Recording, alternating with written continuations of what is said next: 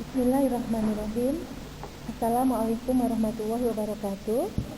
Bertemu kembali dengan saya, Ibu Siti Hasanah, dalam mata kuliah Keperawatan Medikal Bedah 2. Kali ini saya diamanahi untuk menyampaikan terkait dengan review anatomi fisiologi sistem perkemihan. Di mana materi ini tentunya bukan materi yang asing buat kalian, karena kalian sebelumnya sudah pernah mendapatkan anatomi fisiologi sistem perkemihan. Oleh karena itu, jangan lupa dibuka kembali materi sebelumnya agar pada saat mendengarkan media ini Anda menjadi lebih paham. Dan kembali tentang pengertian daripada sistem perkemihan merupakan suatu sistem di mana terjadinya proses penyaringan darah sehingga darah bebas dari zat-zat yang tidak dipergunakan oleh tubuh dan menyerap zat-zat yang masih dipergunakan oleh tubuh. Zat-zat yang tidak dipergunakan lagi oleh tubuh pada akhirnya larut dalam air, kemudian dikeluarkan dalam bentuk urin. Berikut gambarannya bagaimana terkait dengan sistem perkemihan. Ya, tadi sudah disampaikan bahwa pada sistem perkemihan ini selanjutnya darah akan dilakukan penyaringan. Zat yang tidak diperlukan akan dibuang dalam bentuk urin, sementara zat yang masih diperlukan akan diserap kembali atau direabsorpsi untuk selanjutnya beredar dalam darah kembali. Mari kita mengingat kembali anatomi sistem perkemihan. Untuk sistem perkemihan sendiri, terdapat 4 organ yang berperan. Yang pertama adalah ginjal. Yang kedua adalah ureter. Ureter itu yang panjang, ada 2 juga. Kemudian vesika urinaria atau urinary bladder dan uretra. Ginjal terdiri dari 2 pasang antara kanan dan kiri, di mana ginjal kanan itu posisinya lebih tinggi dibandingkan ginjal kiri, karena pada bagian kiri terdapat hepar. Tampilan ginjal bila diperhatikan berbentuk seperti kacang, berwarna merah tua, sisi tekung menghadap medial, panjangnya kurang lebih 12,5 cm dengan ketebalan 2,5 cm. Kalau dilihat itu bisa sebesar kepalan tangan orang dewasa. Berat ginjal berkisar antara 125 gram sampai 175 gram. Pada pria dewasa kurang lebih adalah 150 sampai 170 gram dan pada wanita dewasa kurang lebih 115 sampai 155 gram. Ginjal terletak pada rongga peritoneal, sebelah kanan dan kiri kolumna vertebralis dikelilingi lemak dan jaringan ikat. Pada bagian atas terdapat kelenjar suprarenal, kemudian ginjal kanan terletak agak tinggi daripada ginjal kiri, karena pada bagian kiri terdapat hepar. Batas atas ginjal kiri setinggi iga ke-11 dan ginjal kanan setinggi iga ke-12, dan batas bawah ginjal kiri setinggal vertebra lumbalis ketiga.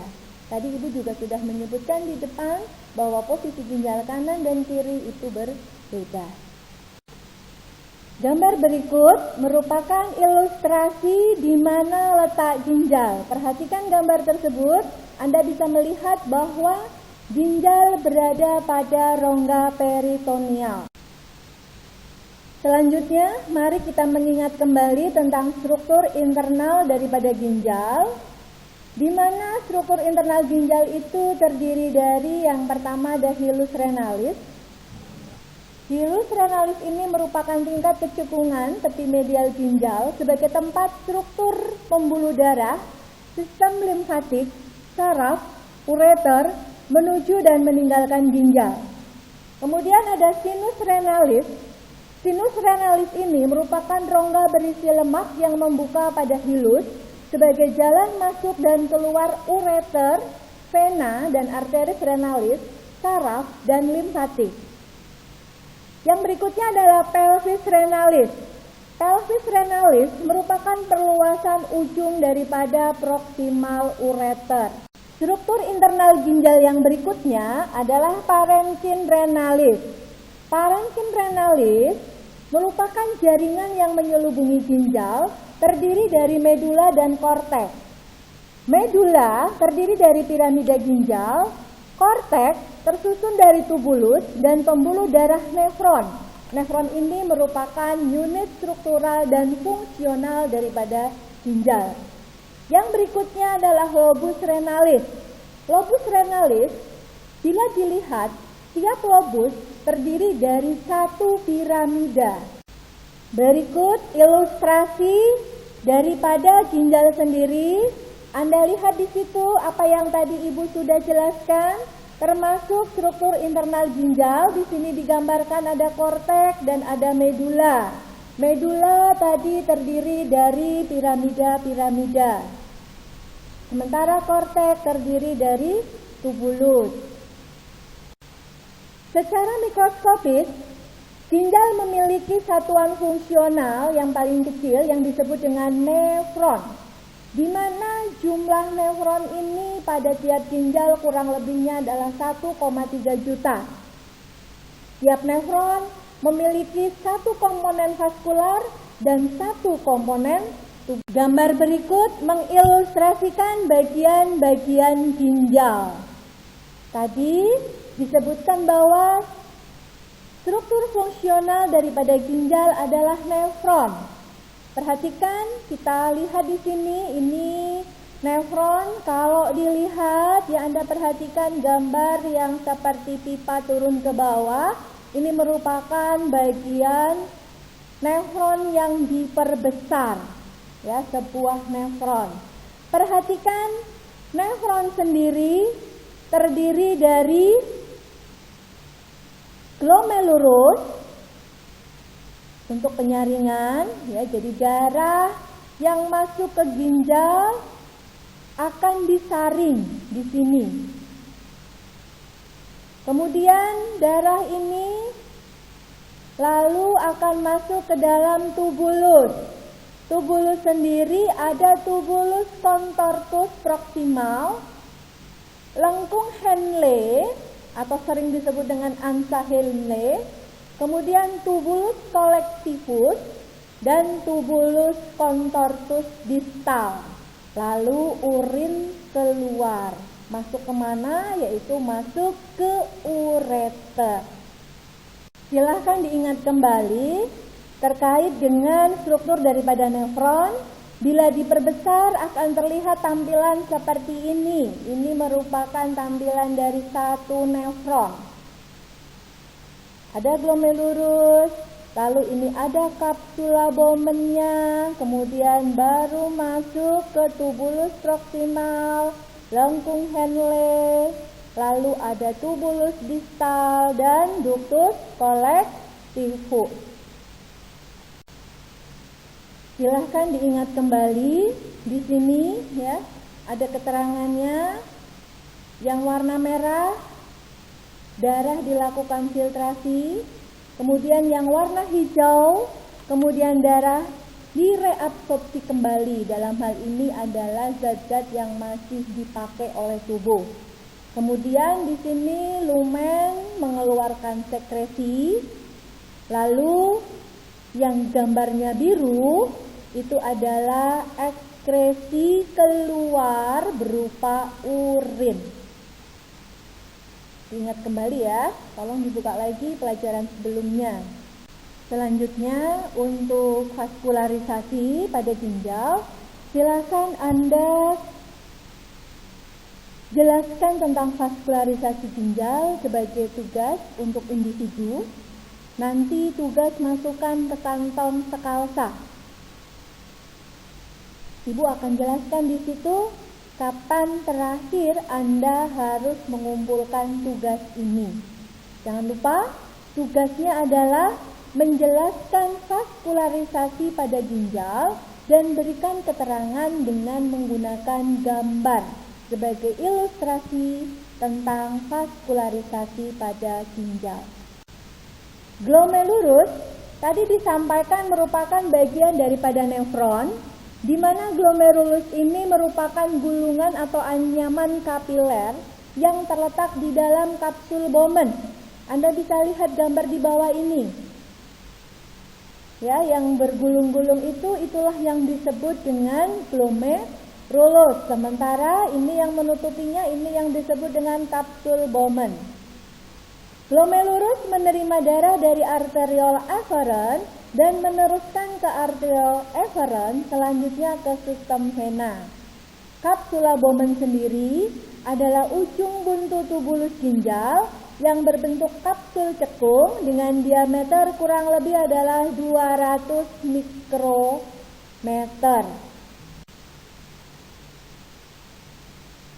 Sekarang mari kita mengingat kembali tentang pembentukan urin.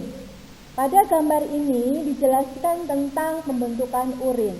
Pembentukan urin terjadi di nefron dengan 3 tahap, yaitu filtrasi, reabsorpsi, dan ekskresi. Air, elektrolit, dan substansi lain seperti glukosa dan kreatinin yang selanjutnya masuk ke glomerulus ini akan dilakukan penyaringan. Lalu masuklah zat-zat tadi yang sudah disaring ke dalam tubulus. Di dalam tubulus ini akan dilakukan proses reabsorpsi terhadap zat-zat yang memang masih dibutuhkan oleh tubuh. Setelah itu, zat yang tidak dibutuhkan oleh tubuh akan diekskresikan dalam bentuk urin. Volume urin dan substansi normal yang terdapat pada urin bisa dilihat pada keterangan di gambar. Perhatikan apa saja yang difiltrasi di sini, lalu apa saja yang direabsorpsi ya melalui tubulus untuk selanjutnya dikeluarkan menjadi urin, dan apa saja yang diabsorpsi melalui pertubular kapiler. Perlu kalian ketahui, volume urin dan substansi yang terkandung di urin akan sangat tergantung pada diet orang yang bersangkutan. Tubulus proksimal merupakan tubulus ginjal yang langsung berhubungan dengan kapsula Bowman.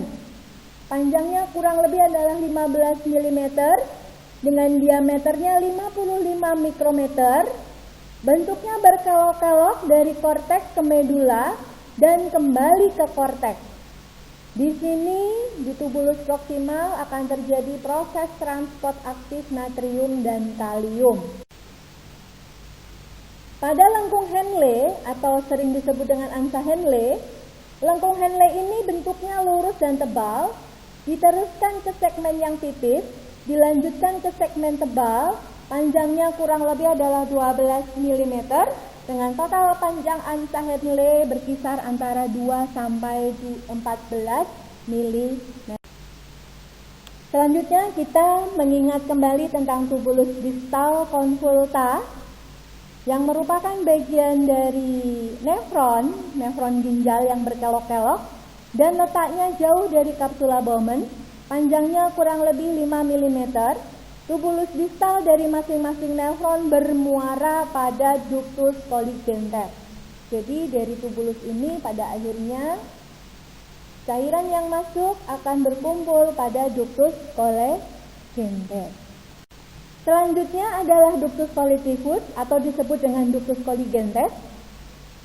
Masing-masing daripada ductus colligenter berjalan melalui korteks dan medula ginjal, kemudian masuk ke ductus Bellini, lalu berikutnya adalah kalik minor, lalu kalik mayor, kemudian ke pelvis renalis pada apex piramid, dan akhirnya urin masuk ke dalam ureter.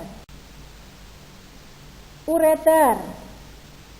Tolong diingat kembali tentang ureter, bahwa ureter merupakan organ berbentuk tabung kecil untuk mengalirkan urin dari ginjal ke dalam vesika urinaria atau kandung kemih. Ureter ini merupakan perpanjangan tubular yang berpasangan dan berotot dari pelvis renalis yang merentang sampai ke vesika urinaria. Tiap ureter panjangnya kurang lebih adalah 25 sampai 30 cm dengan diameter ureter sekitar 4 sampai 6 mm. Dinding ureter terdiri atas 3 lapisan jaringan, yaitu lapisan fibrosa luar, muscularis longitudinal, dan otot polos sirkuler. Ini berada pada bagian tengah otot polosnya. Lalu bagian paling dalam adalah epitelium mukosa. Lapisan otot memiliki aktivitas peristaltik. Dengan demikian, ureter ini memiliki aktivitas peristaltik. Gelombang peristaltik berfungsi untuk mengalirkan urin dari kandung kemih keluar tubuh. Selanjutnya adalah vesika urinaria. Perhatikan gambar tersebut. Vesika urinaria merupakan organ muskular berongga yang berfungsi sebagai kontainer, sebagai penyimpan atau penampung urin sementara. Dengan kapasitas maksimal vesika urinaria sekitar 300 sampai 450 mili. Lokasi pada laki-laki terletak tepat di belakang simfisis pubis dan di depan rektal. Sedangkan pada perempuan terletak agak di bawah uterus, di depan vagina. Perhatikan ilustrasi untuk letak vesika urinaria. Anda bisa lihat pada gambar ini. Ini adalah vesika urinarianya, ya, yang ditandai. Ada fundus, apex, kemudian bodinya atau korpusnya, uretral openingnya, trigonnya, necknya, ya. Ini selanjutnya merupakan bagian dari urinary bladder. Lalu Anda perhatikan di belakang ini pada perempuan ada uterus. Lalu baru di belakangnya lagi adalah kolon. Yang berikutnya adalah uretra. Gambar ini merupakan gambar uretra pada laki-laki. Uretra pada laki-laki bukan hanya berfungsi untuk membawa urin, tapi juga membawa cairan semen. Panjangnya kurang lebih adalah 20 cm. Uretra pada laki-laki dilewatkan melalui kelenjar prostat dan penis. Uretra yang dilewatkan melalui kelenjar prostat disebut dengan uretra prostatik karena dia dikelilingi oleh kelenjar prostat. Uretra sendiri pada laki-laki menerima 2 ductus ejakulator yang terbentuk dari penyatuan ductus deferens dan ductus kelenjar vesikel seminal. Bagian terpendek daripada uretra kurang lebih 1-2 cm disebut dengan uretra membranosa. Uretra ini pada bagian bawah dikelilingi sphincter uretra eksterna. Sementara uretra cavernosa atau berspons ini merupakan bagian uretra yang terpanjang. Uretra cavernosa ini menerima ductus kelenjar bulbouretra dan merentang sampai orifisium uretra eksterna pada ujung penis. Pada wanita, ukuran uretra pendek kurang lebih adalah 3,75 cm. Uretra ini membuka keluar, ya, melalui orifisium uretra eksterna. Uretra terletak antara klitoris dan mulut vagina. Oleh karenanya, wanita lebih beresiko untuk terjadi infeksi kandung kemih atau yang disebut dengan sistitis dan infeksi saluran kemih atau yang biasa dikenal dengan ISK. Ini gambaran orifisium uretra pada perempuan. Orifisium uretra pada perempuan terletak di antara klitoris dengan vagina. Sementara lubang yang di bawah sendiri ini adalah anus. Jadi besok kalau Anda akan memasang kateter, jangan salah masuk pada wanita, karena memang wanita ini ada beberapa lubang. Oke, yang berikutnya adalah fungsi ginjal. terkait dengan fungsi ginjal, karena Anda sudah pernah mendapatkan materi sebelumnya, maka di sini silakan Anda ada penugasan kedua untuk materi ini. Di sini sudah dituliskan apa yang harus Anda kerjakan, yaitu jelaskan pengaturan dalam sistem perkemihan meliputi 1 hormon ADH dan seterusnya sampai bladder emitting. Kemudian Anda bisa mengerjakan tugas ini dengan menggunakan buku textbook Medical Surgical Nursing karangan Farrell tahun 2016, volume kedua, halaman 1200 sampai 1204.